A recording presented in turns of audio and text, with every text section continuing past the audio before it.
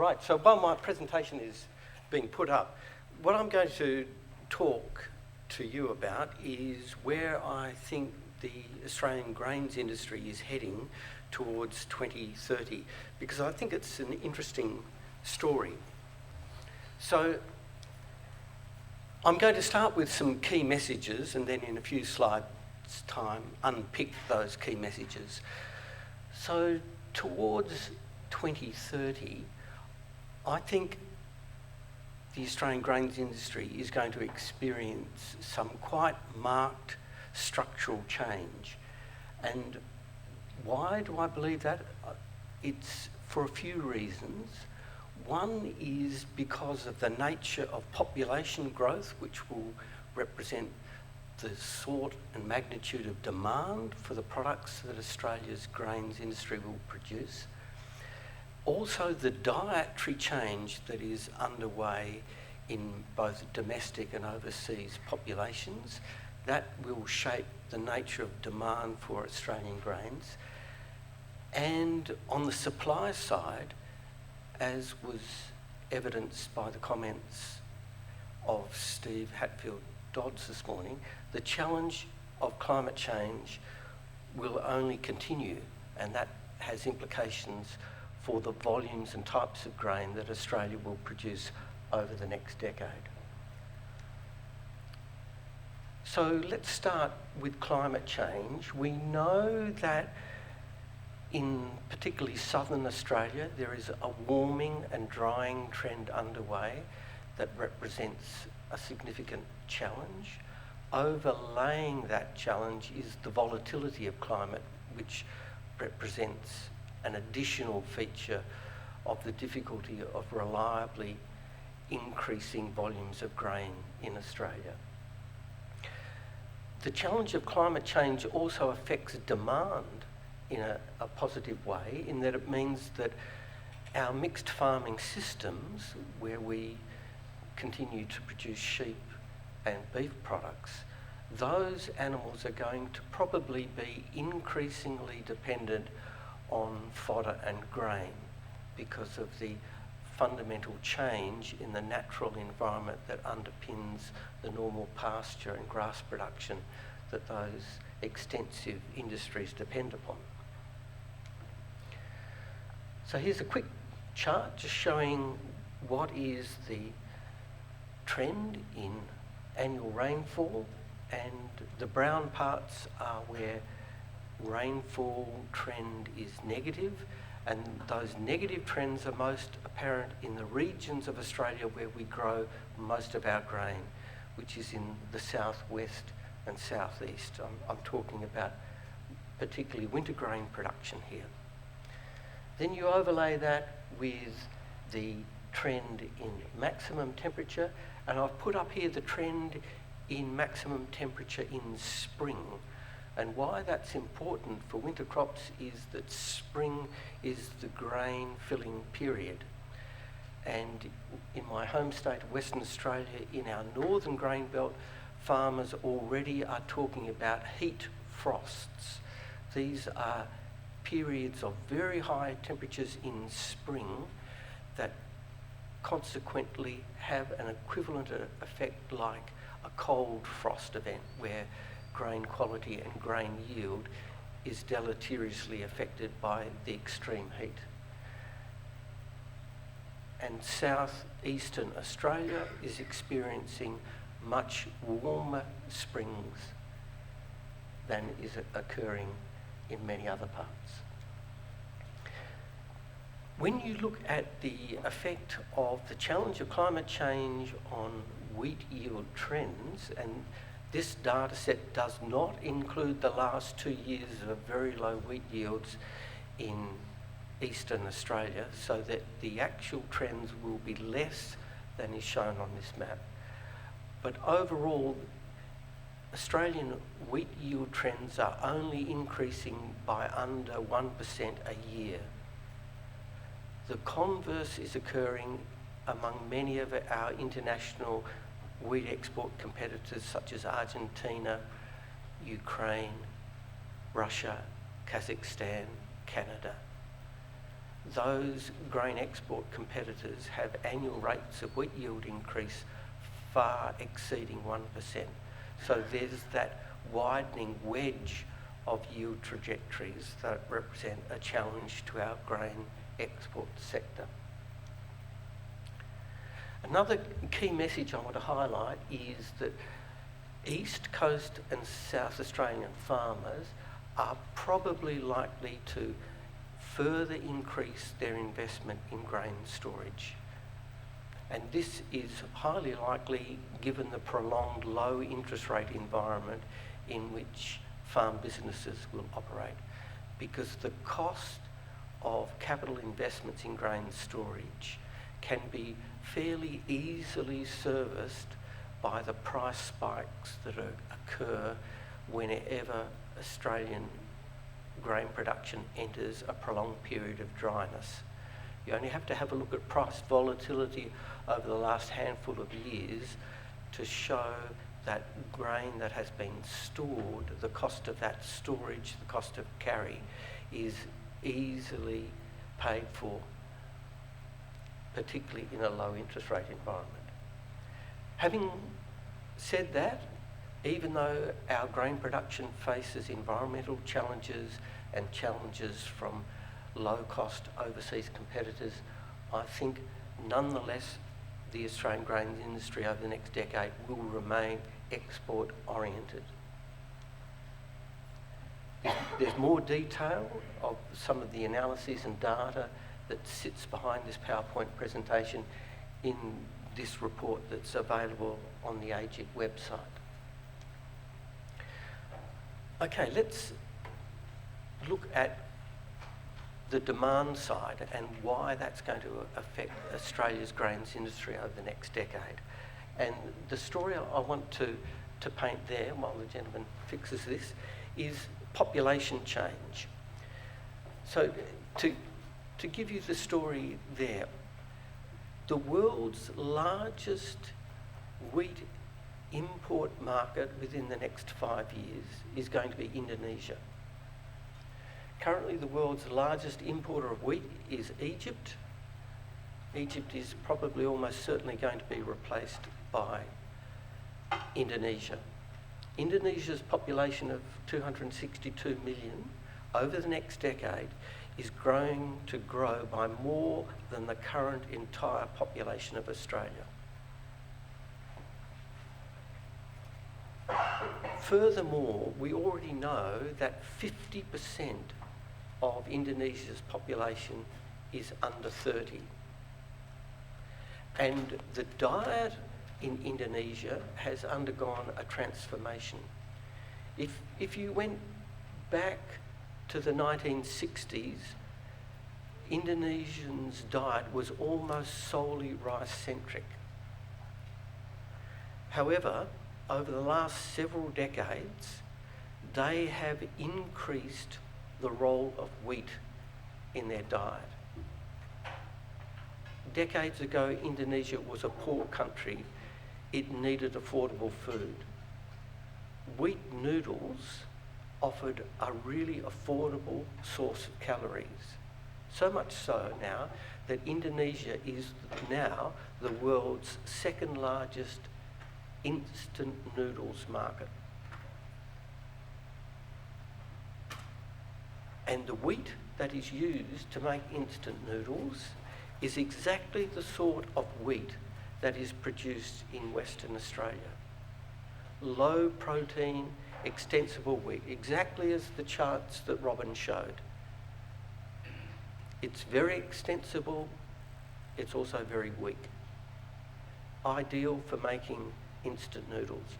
So from Australia, each year around 3.5 million metric tonnes of wheat is exported to Indonesia. So we have on our doorstep this burgeoning demand. Back in the 1960s, life expectancy of an Indonesian was 48 years. It's now 70.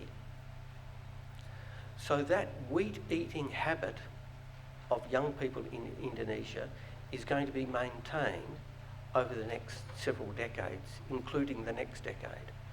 So that represents a growing source of demand for wheat literally on Australia's doorstep.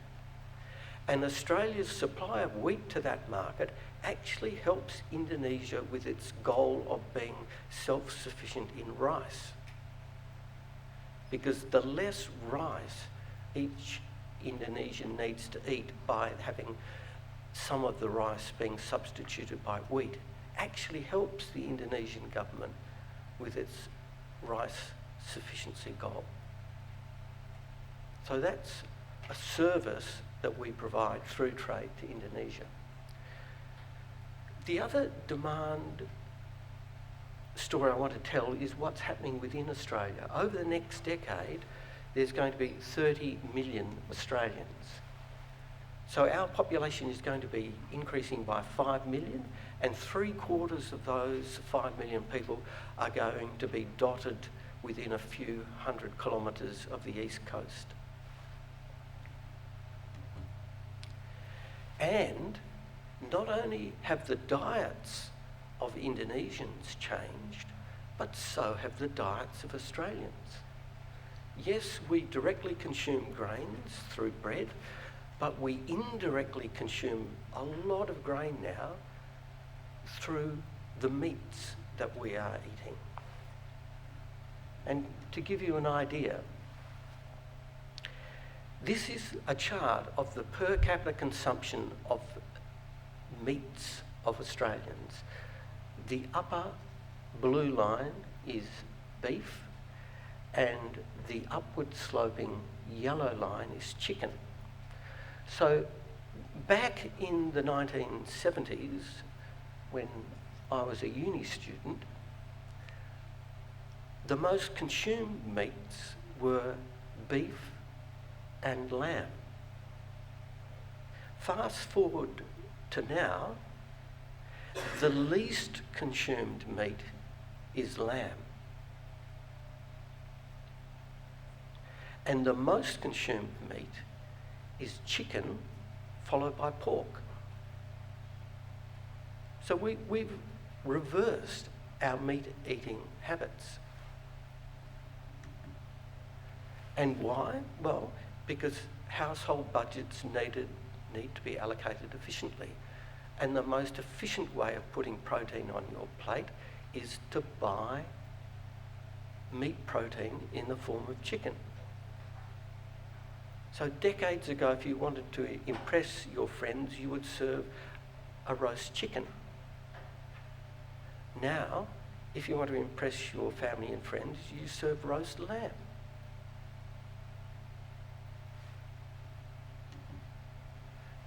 And despite that change in the composition of how we eat our meats, our per capita overall consumption of meats has not actually changed much. We are still very highly dependent on meat in our diets. Each Australian consumes between about 100 to 110 kilograms of meat per person per year. By world comparison, that's a very high level of consumption, but that's what we do. And because our population is growing, so is the volume of meat that we consume. So even though, take the case of beef, which is the blue line, that's flatlining despite the fact that our per capita consumption is declining. That per capita decline is being offset by the growth in our population. So, key messages. Our per capita consumption of meats isn't changing much, but the mix is. Poultry and pork are top of the dinner list, not lamb or beef, and population growth is helping. But, I've said we're eating more pork and poultry. Why is that important? Well, it's important because they are two meats that are grain-fed.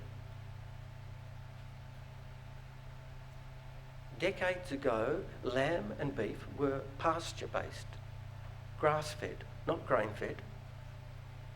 But we are now consuming meats that are almost entirely dependent on grain.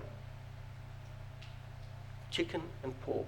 And not only that, we're consuming a lot of other commodities, dairy products, eggs, which are also dependent on grain feeding. So we in Australia consume about 13.5 million metric tonnes each year of grains through that variety of food products. And I haven't said anything about climate volatility, because on top of that 13.5 million is the overlay of drought conditions, which means that there's, for animal welfare reasons as well as economic reasons, given the high prices of beef and lamb, that there is merit in feeding fodder and grain to animals. So not only are feed grains important, but so is the effect of population increase just on grains for human consumption. Barley converted into malt for beer. As the population grows, we eat more bread. So how are producers going to respond? They're going to invest in more grain storage. There's going to be more feed grain production, particularly in high rainfall parts. So we will probably have some really high yielding feed wheats start entering farming systems. So we're going to have spatial change and farming system change in response to the growing demand for feed grains in Eastern Australia. As Robin showed, there's going to be a lot more regional flows of grain. I wanted to show you a chart which looked at the implications. Okay, this is the drought year of 2018-19. The blue bars are the average production in each state. The yellow bars are the production in that year, and the green bars are the domestic consumption in that state in that year. And what I wanted to highlight was that Queensland and New South Wales were grain deficit regions. The grain had to be imported. And where did that grain import come from? It came from Western Australia. In that year, 3 million metric tonnes, which ordinarily would have gone to Southeast Asia, particularly Indonesia, instead went around the coast to Queensland and New South Wales. So again, that's what is likely to occur towards 2010. If we get a drought again, we're going to have these huge spatial flows of grain. And those spatial flows are going to be supported by things like the inland rail, where you'll have grain flowing in a north-south direction, grain coming out of Adelaide through parks at the intermodal site. South Australia is already building new grain port terminals because they have a growing demand east of South Australia. This analysis has factored in the fact that, like the grains industry, which is becoming more efficient in using rain, the animal industries are becoming more efficient in using grain. So they're the key messages. I think the grains industry for the next decade is in for a shake-up spatially. The feed versus food mix is going to alter. There's going to be a lot more emphasis on grain storage, and there'll be these flows of grain north, south, east, west.